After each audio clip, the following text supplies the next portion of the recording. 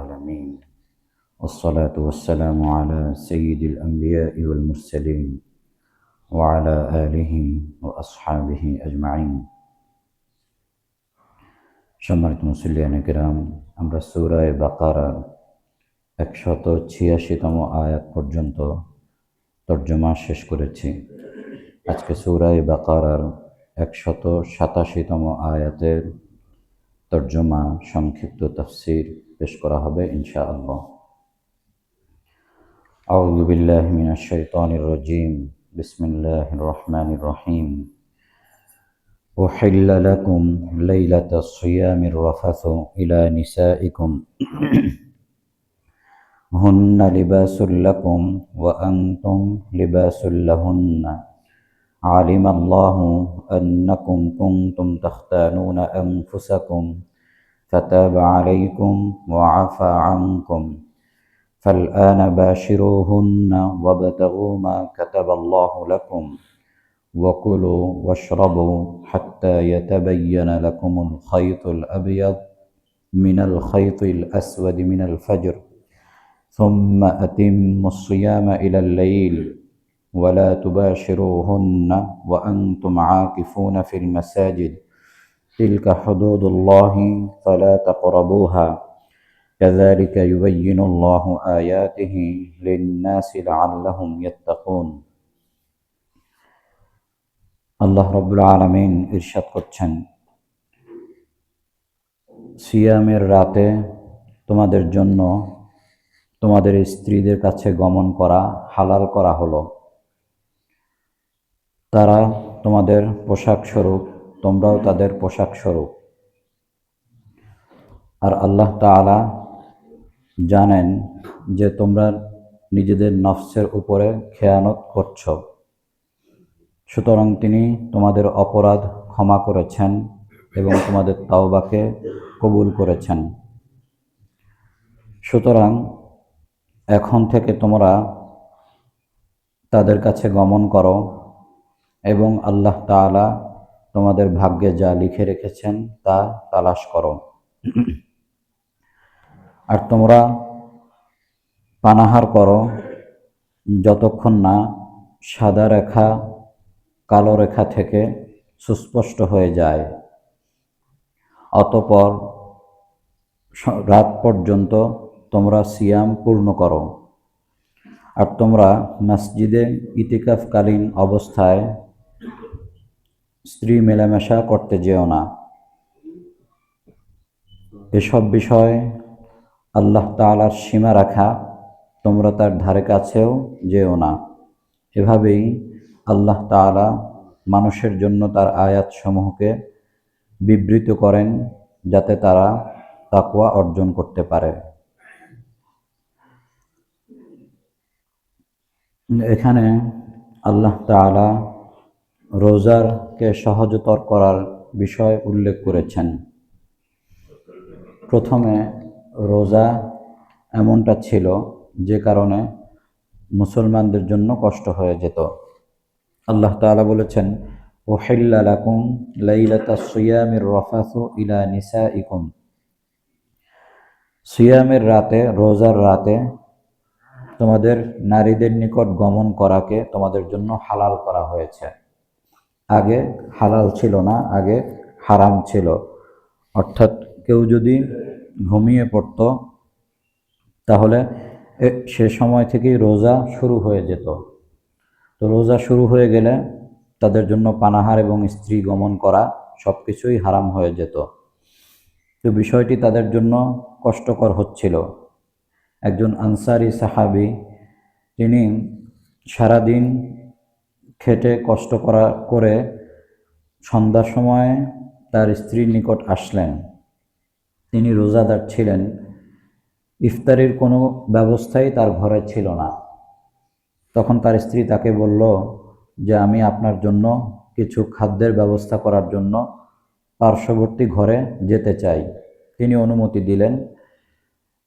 স্ত্রী খাবার আনতে গেলে এদিকে সেই আনসারি সাহাবী ঘুমিয়ে পড়লেন। তিনি যখন খাবার নিয়ে আসলেন, এসে দেখেন তার স্বামী ঘুমিয়ে পড়েছে। তো তখন থেকে তার রোজা শুরু হয়ে গিয়েছে। সন্ধ্যার সময়, সন্ধ্যার পরে যেহেতু বিশ্রামটা হয়েছে, ফলশ্রুতিতে রোজা শুরু হয়ে গিয়েছে। এদিকে আগের দিন তার শারীরিক কষ্টের কারণে এমনিতেই তিনি দুর্বল অবস্থায় ছিলেন, তদুপরি আবার দ্বিতীয় রোজা শুরু হয়ে গেল। এখন এই রোজাও তিনি রেখেছেন। বুখারী শরীফে আসছে যে তারপর দিন দুপুরবেলায় তিনি বেহুশ হয়ে পড়েছেন। এছাড়াও সাহাবায়ে কেরামের মধ্যে দ্বিতীয় যে বিষয়টি হতো, রাত্রিতে যখন রোজা শুরু হয়ে যেত কিন্তু দীর্ঘ রাত হওয়ার কারণে তাদের স্ত্রীদের কাছে যাওয়া, ভুলবশত হোক বা মনের চাহিদার কারণে হোক, এই ধরনের কিছুটা খেয়ানত হয়ে যেত। তো সে বিষয়টিও আল্লাহ তাআলা লক্ষ্য করেছেন যে এটা মানুষের জন্য কষ্ট হচ্ছে। তখন আল্লাহ তাআলা এই আয়াত নাজিল করলেন যে তোমাদের স্ত্রীদের নিকট গমন করা এই রোজার রাত্রিগুলিতে তোমাদের জন্য হালাল করা হলো, কারণ তারা হচ্ছে তোমাদের পরিচ্ছদ, তোমরাও তাদের পরিচ্ছদ। হুন্না লিবাসুল লাকুম, তারা তোমাদের লিবাস আর তোমরাও তাদের লিবাস স্বরূপ।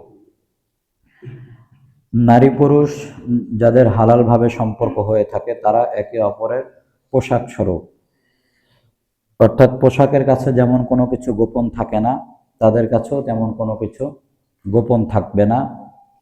তারা সেটা অবলোকন করা বা দেখার অনুমতি রাখে। উসমান গনি রাদিয়াল্লাহু তাআলা আনহু রাসূলুল্লাহ সাল্লাল্লাহু আলাইহি ওয়াসাল্লামের কাছে এসে একবার বললেন, ইয়া রাসূলুল্লাহ, আমি তো এমনটা পছন্দ করি না, আমার কাছে লজ্জা অনুভব হয়। ওয়া আসদাকুহুম হায়াআন উসমান, সাহাবায়ে কেরামের মধ্যে সবচেয়ে লজ্জাশীল সাহাবী ছিলেন উসমান রাদিয়াল্লাহু তাআলা আনহু। তো তিনি তার স্ত্রীর কাছে গমন করার ব্যাপারে লজ্জার বিষয় উল্লেখ করলেন। তখন রাসূল সাল্লাল্লাহু আলাইহি ওয়াসাল্লাম এই অংশ তিলাওয়াত করে বললেন, সে তোমার পোশাক, তুমিও তার পোশাক, অতএব যেভাবে হওয়া দরকার সেভাবেই হবে। এরপরে আল্লাহ তাআলা বলেন, আলিমাল্লাহু আন্নাকুম কুনতুম তাখতানুনা আনফুসাকুম ফাতাবা আলাইকুম ওয়া আফা আনকুম। আল্লাহ তাআলা জানেন যে তোমরা নফসের উপরে খিয়ানত করে ফেলছো, সুতরাং যা তোমাদের হয়ে গিয়েছে তা আল্লাহ তাআলা ক্ষমা করে দিয়েছেন এবং তোমাদের তাওবাকে কবুল করেছেন। অর্থাৎ ইতিপূর্বে যেগুলো হয়েছে এই আয়াত নাজিল হওয়ার পূর্ব পর্যন্ত, সে সবগুলোকেই আল্লাহ তাআলা মাফ করে দিয়েছেন এবং তারাও অনুতপ্ত হয়েছে। এমনকি ওমর ইবনুল খাত্তাব রাদিয়াল্লাহু তাআলা আনহুর পক্ষ থেকেও কিছুটা এমনটা হয়েছিল। তো তিনি মানসিকভাবে অস্বস্তির মধ্যে পড়ে গিয়েছিলেন। সকালবেলা রাসূল সাল্লাল্লাহু আলাইহি ওয়াসাল্লামের কাছে এসে বললেন, ইয়া রাসূলুল্লাহ, আমি তো নিজের অজান্তেই আমার দ্বারা এমনটা হয়ে গিয়েছে, আমি কি করব?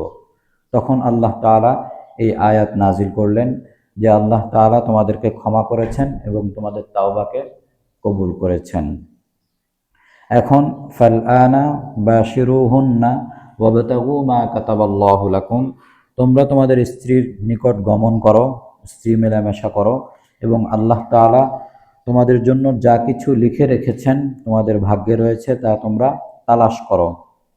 এখানেও মুফাসসিরিন কেরাম উল্লেখ করেছেন যে এ জাতীয় কর্মের ক্ষেত্রে শরীয়তের যে সকল বিষয়গুলো রয়েছে, সুন্নাহ সম্মত যে সকল বিষয়গুলো রয়েছে, সেই বিষয়গুলো লক্ষ্য রেখে এরপরে এ জাতীয় কর্মে লিপ্ত হওয়া। এমন কোনো আনন্দের মধ্যে প্রবেশ না করা যেটা শরীয়ত সম্মত নয়, যেটা রুচি বিরুদ্ধ। এরপর আল্লাহ তাআলা বলেন, ওয়াকুলু ওয়াশরাবু হাত্তা ইয়াতাবায়্যানা লাকুমুল খাইতুল আবিয়াদু মিনাল খাইতিল আসওয়াদি মিনাল ফজর, আর তোমরা পানাহার করো যতক্ষণ না ফজরের সাদা রেখা থেকে কালো রেখা পৃথক হয়ে যায়। খাইতুল আবিয়াদ মানে হচ্ছে সাদা সুতা, আর খাইতুল আসওয়াদ মানে হচ্ছে কালো সুতা। উদ্দেশ্য হচ্ছে কালো রেখা থেকে সাদা রেখা পরিষ্কার হয়ে যায়। তো কালো রেখা বলতে রাতের অন্ধকারকে বোঝানো হয়েছে, আর সাদা রেখা বলতে সুহবে সাদিককে বোঝানো হয়েছে। অর্থাৎ রাতের অন্ধকার থেকে যখন শুভ্রতা, সুহবে সাদিকের শুভ্রতা প্রকাশ পেয়ে যায় এবং এটা সুস্পষ্ট হয়, ততক্ষণ পর্যন্ত তোমরা পানাহার করো, যেহেতু এর আগে তাদের এই সময় পর্যন্ত পানাহারের অনুমতি ছিল না, ঘুমিয়ে পড়লে পানাহার বন্ধ হয়ে যেত। তো আল্লাহ তাআলা সে পানাহারের বিষয়েও উল্লেখ করলেন, স্ত্রী গমনের বিষয়টিও উল্লেখ করলেন। এরপর আল্লাহ তাআলা বললেন, সুম্মা আতিম্মুস সিয়ামা ইলাল লাইল, রাত পর্যন্ত তোমাদের রোজাকে পূর্ণ করো, অর্থাৎ সুবহে সাদিক থেকে নিয়ে সূর্যাস্ত পর্যন্ত তোমাদের রোজাকে পূর্ণ করো। ওয়ালা তুবাশিরুহুন্না ওয়া আনতুম আকিফুনা ফিল মাসাজিদ, আর মসজিদে ইতিকাফরত অবস্থায় তোমরা স্ত্রী গমন করবে না।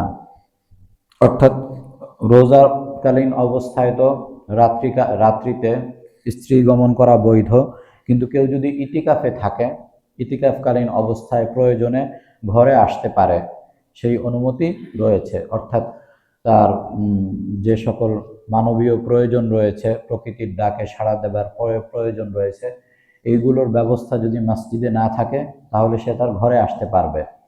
তার খাবার দাবার যদি কেউ নিয়ে যাওয়ার ব্যবস্থা না থাকে তাহলে খাবারের জন্য ঘরে আসতে পারবে, কিন্তু সে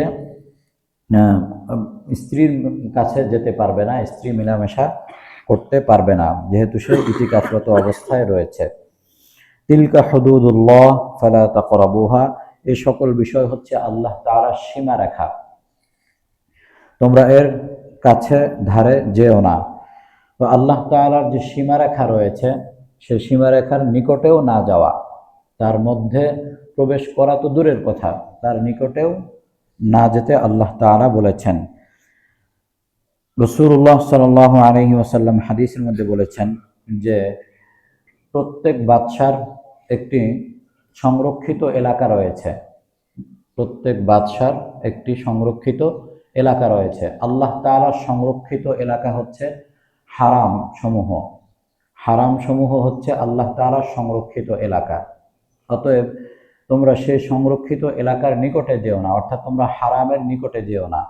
এরপর রাসূল সাল্লাল্লাহু আলাইহি ওয়াসাল্লাম বলেন, যারা এই সংরক্ষিত এলাকার আশপাশে ঘুরঘুর করে, হারামের চতুর্পার্শ্বে যারা ঘুরঘুর করে, সমূহ সম্ভাবনা রয়েছে তারা যে কোনো সময় এই হারামের মধ্যে অর্থাৎ সংরক্ষিত এলাকার মধ্যে প্রবেশ করতে পারে। এজন্যে নিরাপদ দূরত্বে অবস্থান করা।